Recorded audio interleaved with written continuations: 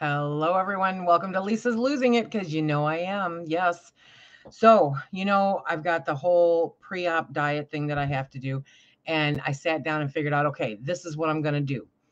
This is what I'm going to do. Okay. And I'm a strong believer that uniforms make life a lot easier. And so, having a plan on what I'm going to eat for that entire pre op period is going to make my life a lot easier and hopefully no mess ups. You know what I mean? So it's a liver shrinking diet, from what I'm told, because if your liver shrinks, it's a lot easier to get in there and take care of business as far as the surgeon is concerned. And so it's a very low fat diet. It's restricted. It's a seriously restricted diet. And I thought that I would share with you guys what I planned out. So you're allowed to pick from these different categories, and there's certain amounts of stuff that you can have. No carbonated, caffeinated, or alcoholic drinks. Aim for at least 64 ounces of fluid daily, unless you're on a fluid restriction. Eat within 1 to 2 hours of waking and at least every 4 to 5 hours while awake. Aim for 4 to 5 meals, snacks per day. I think I got this figured out. So I'm looking at 4 eating times a day. And that doesn't include, like, if I get to the point where, oh my gosh, if I don't stick something in my face that has nothing to do with hunger, then I'll heat up some chicken broth or beef broth. Okay. So that's allowed for as much as I want. I mean, I could drink tons of it and it wouldn't matter. So we're going to start off. My start day is Wednesday, September 7th. And I made it super simple, super simple. Okay. So every morning I'm going to have a protein drink because that's just the easiest thing to get in the time frame allowed for when I wake up. And that works. I can grab it out of the fridge. I can drink it. I'm done. I don't have to think about it again because I'm normally not wanting any kind of food until around 11 o'clock anyway. But I do have coffee, which I'm not allowed to have. So I'll be having the protein drink, and then I will be drinking hot water if I'm so inclined. But, well, it is what it is. Or I can drink some hot broth. I don't know that I'm ever going to be in the mood for chicken broth in the middle of the day, but you never know. So I'm sorry if you hear the dog drinking out of her bowl because, of course, she waits till now to do it. So every single day throughout this entire diet, I'm going to be doing a protein drink first thing in the morning.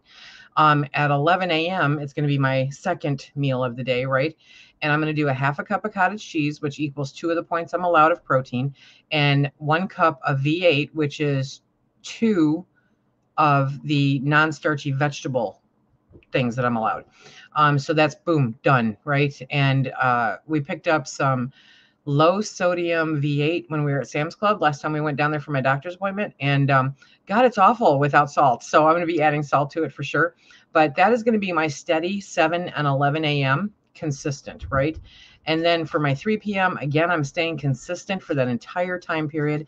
And you're allowed to have 1 6-ounce yogurt. Now, I just said yogurt, but the actual specifics of it, because that is a protein, is that it cannot have fruit. It has to be a fat-free or low sugar, no fruit 6-ounce container. So that's what I'm having. So a 6-ounce container of yogurt and then 1 cup of blueberries because I have frozen blueberries coming out of my ears and I can add those right into the yogurt. It makes it more satisfying. It makes it bulkier. You know what I mean? And it's good. So that'll be my 3 o'clock. Let's get us to dinner. Okay. And then at 7 p.m., because I tried to space these out, I think it was every 4 hours, 7 to 8, 9, 10, 11. Yeah, every 4 hours I'm eating something. And so I'm going to, the mix-ups are going to be for dinner. I was so excited when I got this all figured out, you guys. It took a lot. I finally had to move it onto Excel so I could keep track of the number I was at, as far as the categories. But so Wednesday, I'm going to do 3 ounces of chicken and a half a cup of refried beans and then some DIY taco seasoning so it doesn't have anything wonky in there, right? And then 3 cups of cucumbers. Now for vegetables, because that's a non-starchy vegetable, 3 cups of cucumbers. As long as it's raw, I can have a whole cup. So that's 3 servings right there. So that's awesome. I love cucumbers. Phil doesn't like cucumbers. So it's kind of like, I get to eat cucumbers for a few days.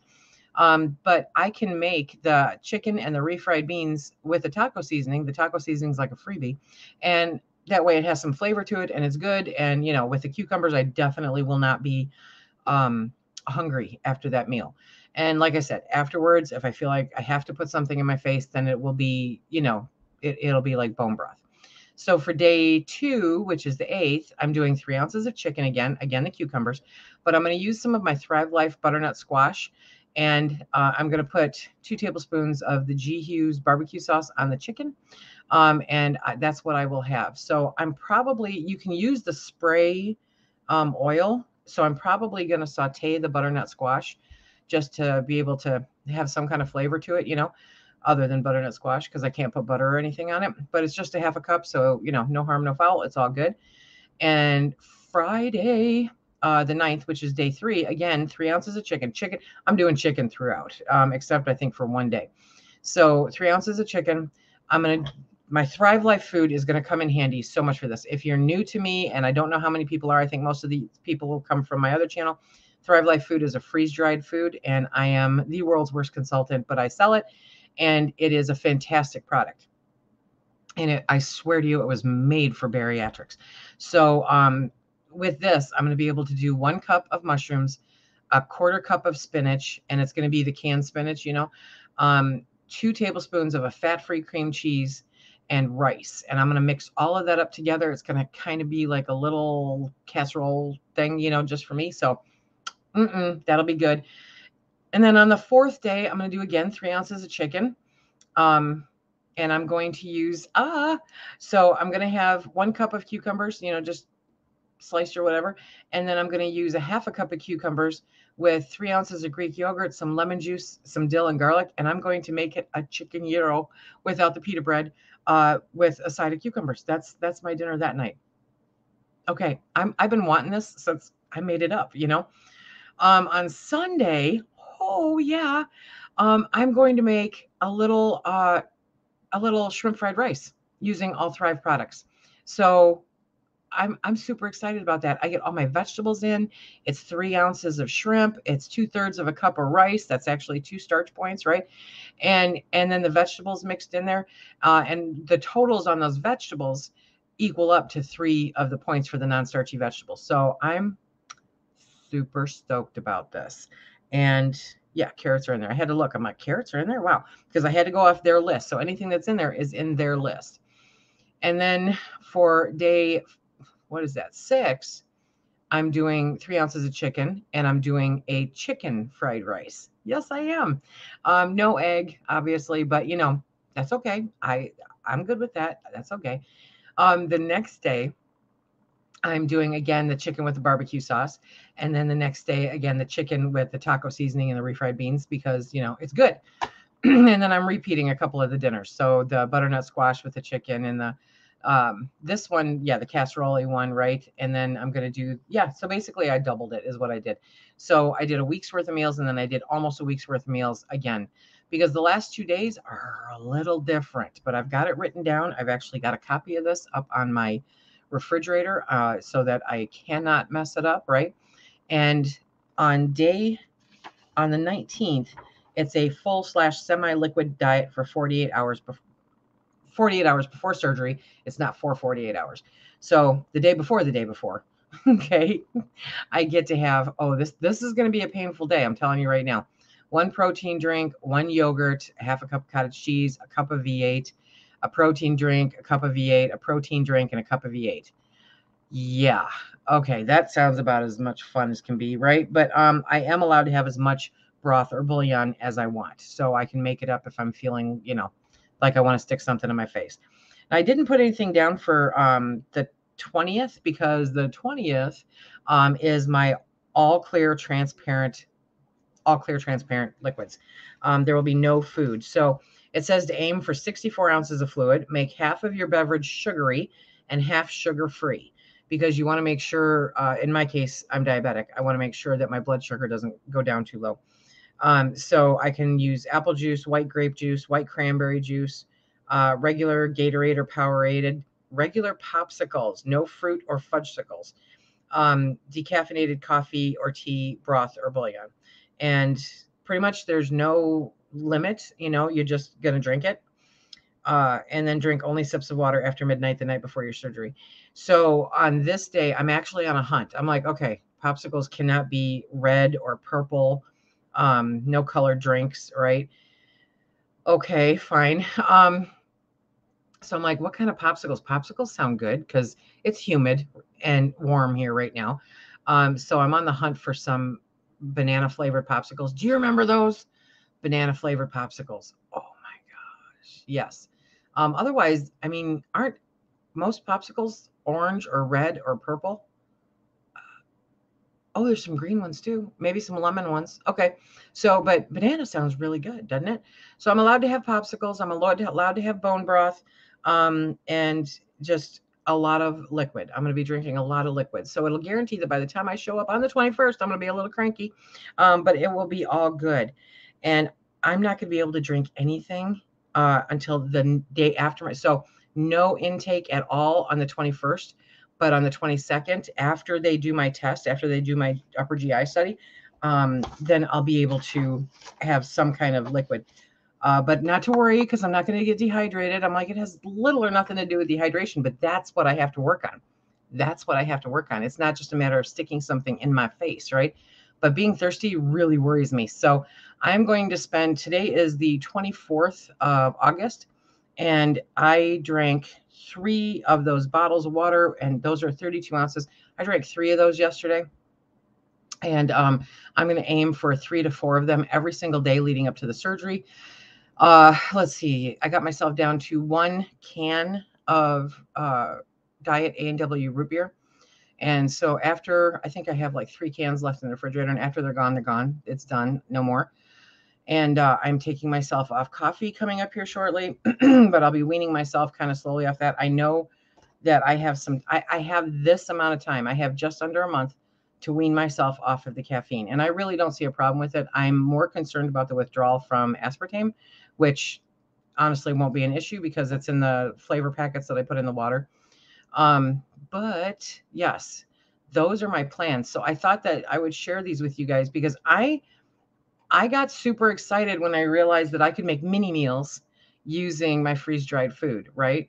And that I could make these mini meals and I'd be totally in line with what they're requesting of me. And there's like no thought process. I can actually set this all up ahead of time, which I might do. I might not do, but I might do. Because what I need to do is make sure that to me, it feels like I'm going to be thinking about food a lot more, but I'm going to be thinking about food in a really good way, as opposed to just sitting down and eating a half a pound of Swedish fish. You know what I mean?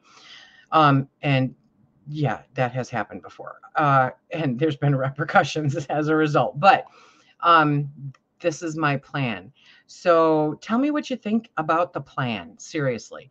I am super excited about this. Now, all seasonings and spices, those are free. I can do whatever I want with them. The sauces are very limited. So I have the G. Hughes barbecue sauce. I love it. It's the only kind we use anymore. And so I'm like, that's on hand. I can use that, but I don't want to have barbecue chicken every single day. That gets kind of, but I can do all these things with my chicken, my canned chicken, and add stuff to it. And I've got the refried beans. They're the fat-free refried beans. I've got those. So that's super cool. And I have an order that I'm setting up through Walmart for the yogurt that I am going to need and for the low-fat cottage cheese that I'm going to need because it's not what we normally eat, but it'll all be good. And I can always, I always used to eat cottage cheese with a lot of pepper on it. So the fact that I can do that at 11 o'clock and I know I'll be satiated, you know what I mean, is going to make a big difference. I was kind of surprised to find out that I don't, that my doctor was not going to take me off of any of my diabetes medication prior to the surgery. I was kind of surprised about that. But she said immediately following my surgery, stop taking my medications. I am not kidding you. I am literally coming off of 1, 2, 3, 4 medications after the surgery. And we're going to see about the 5th one. That's huge. That is huge. I'm so excited about that. I'm so excited about that. So immediately following the surgery, I do not take the medications anymore. I do take the multivitamin, right? But and I do take, they're going to put me on a medication for my gallbladder, which apparently he does for everybody. So to make sure that there's no complications. Okay, fine. But Yeah, 4 medications I'm coming off of. I'm not gonna lie, that is like one of the top 5 reasons that this is awesome to me, is because I'm gonna come off of those things. It's gonna be great. I'm very excited. So that was my meal plan. That took me a few hours to figure out, but I got it and I'm super excited about it. So I thought I'd share it with you guys. I don't have anything beyond that, but on Friday I will be meeting with the surgeon himself. I'm still riding the APAP struggle bus, but you know, some days are great and some days not so much. So hopefully it all averages out to what he wants. And I'm going to start putting together my overnight bag for when I go to the hospital. So if you have any suggestions on things that you think would be great to put into that overnight bag, hit me up. Throw it in the comment section down below. I hope everyone is having a fantastic day. And until next time.